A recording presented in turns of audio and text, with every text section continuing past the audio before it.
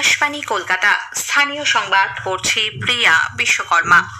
Voter তালিকায় বিশেষ নিবিড় সংশোধন এসআইআর প্রক্রিয়ায় লক্ষাধিক ভোটারের নথি এখনো আপলোড না হওয়ায় তার কারণ জানতে সংশ্লিষ্ট ইআরও এবং এইআরওদের শোকজ করার সিদ্ধান্ত নিয়েছে নির্বাচন কমিশন। জানা গেছে, শুনানি শেষ হওয়ার পর 4 দিন কেটে গেলেও এখনো মোট 1,14,772 জনের নথি অনলাইনে তোলা হয়নি। নির্বাচন কমিশনের তরফে ইআরও এবং এইআরওদের স্পষ্ট নির্দেশ দেওয়া হয়েছিল, কোনো আবেদন বাতিল করলে তার নির্দিষ্ট কারণ জানাতে হবে। বহু ক্ষেত্রে সেই নিয়ম মানা হয়নি বলে অভিযোগ উঠেছে। নির্বাচন কমিশন সুপ্রিম কোর্টের নির্দেশ লঙ্ঘন করছে বলে তৃণমূল কংগ্রেসের অভিযোগ খারিজ করে দিয়েছে কমিশন। বিশেষ রোল অবজারভার সি মুরুগানকে নিয়ে তৃণমূলের সাধারণ সম্পাদক অভিষেক বন্দ্যোপাধ্যায়ের পোস্টের জবাবে মুখ্য নির্বাচনী আধিকারিক মনোজ কুমার আগরওয়াল জানিয়েছেন, মুরুগান হোয়াটসঅ্যাপে কোনো নির্দেশ দেননি। কমিশনের নিয়ম নিয়ে জিজ্ঞাসা থাকায় তার স্পষ্ট ব্যাখ্যা দিয়েছেন মাত্র। উল্লেখ্য, সমাজ মাধ্যমে হোয়াটসঅ্যাপ চ্যাটের বেশ কিছু স্ক্রিনশট শেয়ার করে গতকাল অভিষেক বন্দ্যোপাধ্যায় অভিযোগ করেন, সি মুরুগান সর্বোচ্চ আদালতের নির্দেশিকা অমান্য করে হোয়াটসঅ্যাপ গ্রুপে মাইক্রো অবজারভারদের জন্ম শংসাপত্রের গ্রহণযোগ্যতা নিয়ে সরাসরি নির্দেশ দিচ্ছেন। এদিকে তৃণমূলের এই অভিযোগকে ভিত্তিহীন বলে কটাক্ষ করেছেন বিজেপি নেতা অমিত মালভিয়া। সমাজ মাধ্যমে এক পোস্টে তিনি লিখেছেন, দক্ষিণ 24 পরগনার রোল অবজারভার সি মুরুগানের বার্তায় আপত্তিকর কিছুই নেই।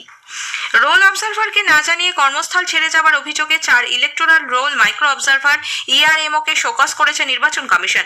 অভিযুক্ত 4 জনই সল্টলেকের ইলেকট্রনিক্স রিজিওনাল টেস্ট ল্যাবরেটরির কর্মী। প্রাথমিকভাবে তাদের কাছ থেকে লিখিত উত্তর চাওয়া হয়েছে। সন্তোষজনক ব্যাখ্যা না মিললে পরবর্তী প্রশাসনিক পদক্ষেপ নেওয়া হতে পারে বলেও ইঙ্গিত মিলেছে।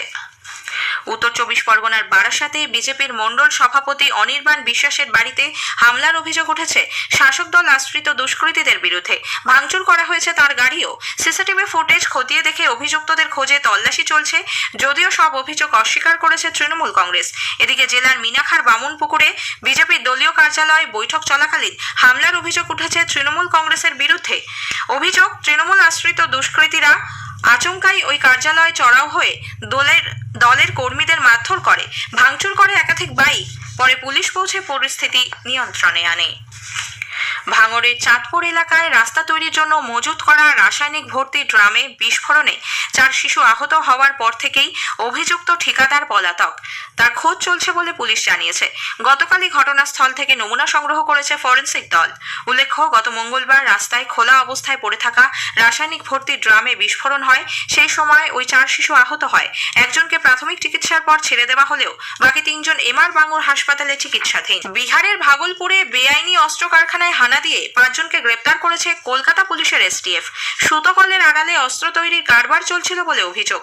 কলকাতা ও বিহার পুলিশের যৌথ অভিযানে উদ্ধার হয়েছে অস্ত্র তৈরির সরঞ্জামও। এই অস্ত্র বিহার থেকে কলকাতায় পাচার করা হতো বলে খবর। কলকাতার লেদার কমপ্লেক্স থানার আওতায় শিল্পাঞ্চলে নজরদারি জোরদার করতে 76টি নতুন আইপি ভিত্তিক সিসিটিভি ক্যামেরা বসানোর উদ্যোগ নিয়েছে রাজ্য সরকার। এই প্রকল্পের জন্য প্রায় 49,89,000 টাকার দরপত্র ডাকা হয়েছে। দায়িত্বপ্রাপ্ত সংস্থাকে ক্যামেরা সরবরাহ, বসানো এবং সম্পূর্ণ রক্ষণাবেক্ষণ করতে হবে। কাজের বরাত দেওয়ার 30 দিনের মধ্যে পুরো ব্যবস্থা চালু করতে হবে নির্বাচিত সংস্থাকে। চিরাচরিত ধর্মীয় মর্যাদায় আজ ঠাকুর শ্রী রামকৃষ্ণ পরমহংসদেবের 191তম জন্মতিথি উদযাপিত হচ্ছে। বেলুর মঠে আজ ভোরে মঙ্গল আরতি ও উষা কীর্তনের মধ্যে দিয়ে অনুষ্ঠানের সূচনা হয়। চলছে বিশেষ পুজো পাঠ। শ্রী রামকৃষ্ণদেবের জন্মস্থান কামারপুকুরে আজ শুরু হয়েছে 3 দিনব্যাপী আবির্ভাব উৎসব। রাজ্যপাল ডক্টর সিভি আনন্দ বোস এই উপলক্ষে শ্রী রামকৃষ্ণের প্রতি শ্রদ্ধা নিবেদন করে বলেছেন, তার জীবন ও আদর্শ বাংলা তথা গোটা দেশের মানুষকে অনুপ্রেরণা যোগাচ্ছে।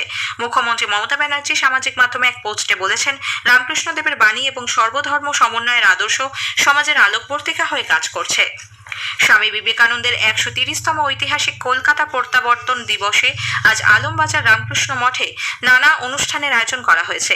দিনটির স্মরণে প্রতিবারের মতো এবারও পূর্ব রেল বজবজ স্টেশন থেকে শিয়ালদা পর্যন্ত একটি বিশেষ ট্রেন চালাচ্ছে। পবিত্র রমজান মাস আজ শুরু হয়েছে। ইসলাম ধর্মাবলম্বী মানুষরা আজ থেকেই নিরম্ব উপবাসের মধ্যে দিয়ে 1 মাস ব্যাপী রোজা পালন শুরু করেছেন।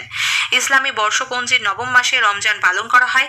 রোজার উপবাস শেষ হবে ঈদ উল ফিতর পালনের মাধ্যমে। রাজ্য সরকার পশ্চিমবঙ্গ সিভিল সার্ভিস এক্সিকিউটিভ আধিকারিকদের পদোন্নতি সংক্রান্ত নিয়মে গুরুত্বপূর্ণ সংশোধন এনে বিজ্ঞপ্তি জারি করেছে। কর্মীবর্গ ও প্রশাসনিক সংস্কার দপ্তরের তরফে গতকাল এক বিজ্ঞপ্তিতে জানানো হয়েছে, নির্দিষ্ট শর্ত পূরণ সাপেক্ষে WBCS এক্সিকিউটিভ আধিকারিকদের সাব ডিভিশনাল ম্যাজিস্ট্রেট বা মহকুমা শাসক পদে নিয়োগের ক্ষেত্রে নতুন বিধান কার্যকর করা হচ্ছে। কলকাতার ন্যাশনাল সেন্টার ফর এক্সেলেন্স NCE-তে এই প্রথমবার খেলো ইন্ডিয়া ট্রাইবাল গেমসের মহিলাদের ফুটবল খেলা হবে। আজ প্রথম খেলায় বাংলা ওড়িশার মুখোমুখি হবে। রোদের তাপ আগের থেকে বৃদ্ধি পাওয়ায় বেড়েছে সর্বোচ্চ তাপমাত্রা, তবে সকালের দিকে এখনো হালকা শীতের আমেজ রয়েছে। আলিপুরে আজ সর্বনিম্ন তাপমাত্রা রেকর্ড করা হয়েছে 17 ডিগ্রি সেলসিয়াস, স্বাভাবিকের থেকে যা 1.7 ডিগ্রি কম।